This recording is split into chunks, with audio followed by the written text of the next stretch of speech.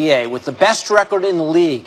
For a moment, you almost forget what happened 22 days ago, 5 minutes into the season, when the Celtics lost the guy counted on to be the centerpiece of the team's resurgence. Gordon Hayward's horrific injury on opening night made strong people look away and made Hayward look forward, a man determined not to be defined by one terrible moment. He spoke with our Paul Pierce.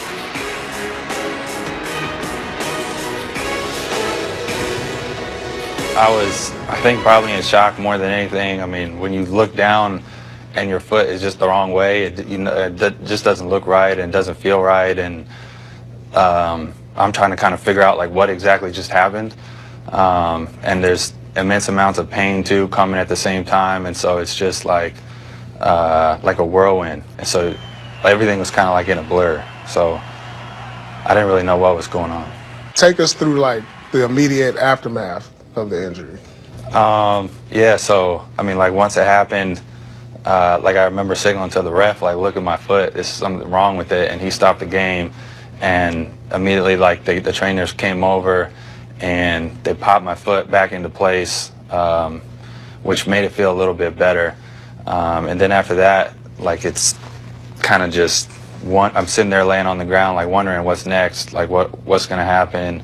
As I'm being carted off, I have this just, like, emotions, like, am I done? Like, is my career over? Like, obviously the season, you feel like all the hard work you put in to get ready, you know, moving to the new city, choosing this team, that kind of is out the window. And so you just get, like, frustrated. There were, like, dark times, like, just the negative thoughts that go through your mind, which I think are natural, but it's hard to stop because it just keeps spiraling on you. And for, like, other athletes who've been through it, Paul George was huge, texting me. I was in the gym when he did his injury, so he knows more than anybody, you know, what I was going through.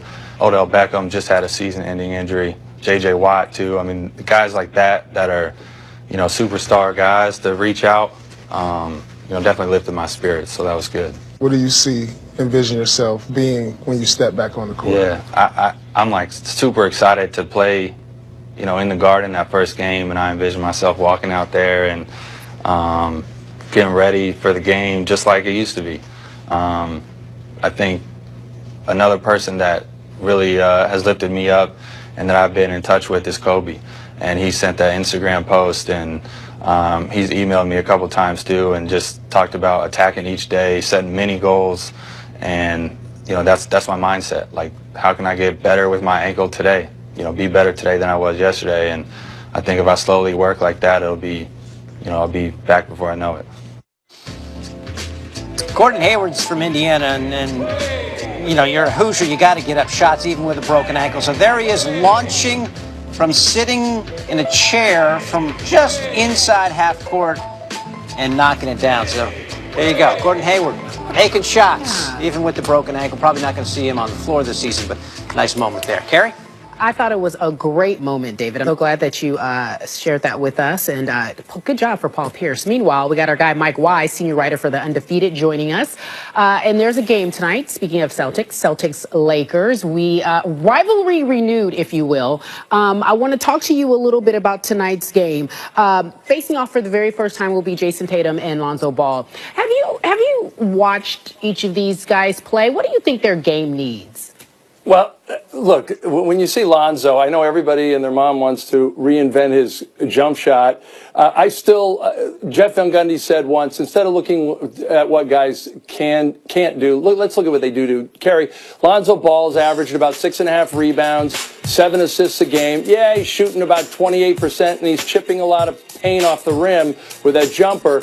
But I still like the way he just delivers the ball on guys' fingertips. And Jason Tatum, I mean, you knew when these guys played in the Summer League and the place was packed in Vegas that this was going to be the next reiteration of that Celtics-Lakers rivalry. Yes, the Lakers are probably a couple years away from being 9-2 this early. And but how can you not say enough about what Brad Stevens has done with the Celtics? Mm-hmm. Yeah, no, I like the idea of the rivalry coming back. What's the significance of tonight's game? I know the Celtics have a lot to prove, as do the Lakers, more specifically Lonzo Ball.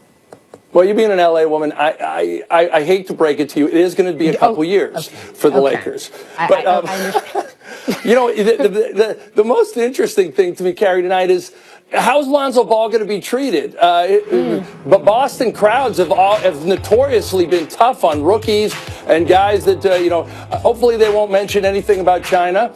But the bottom line is, I think that Lonzo Ball is in for one of the worst, heckling experiences of his life. I also wouldn't be surprised if he wouldn't get up for this game. After all, the Celtics did pass him over for Jason Tatum in the number 3 pick. And yeah, they had a point guard, but still. I don't expect, oh, by the way, I don't expect Kyrie's going to guard him as much. I think it's going to be more Marcus Smart and Aaron Baines.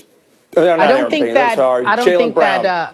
don't think Lonzo really cares that the Celtics pass him up, but that's a good point. Thank you for mentioning that. Meanwhile, I want to switch over to the Knicks because here's something interesting. Another discussion today in the newsroom.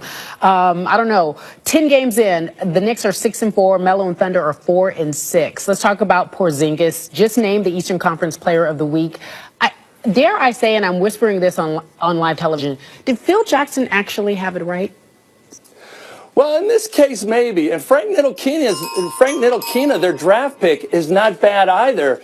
But I got to say, Kerry, that what Porzingis has done thus far is, look, one of the things everybody always said was Carmelo Anthony was a special enough player that he could recruit players to Madison Square Garden based on the fact that it was New York and they were going to be playing with another all-star teammate.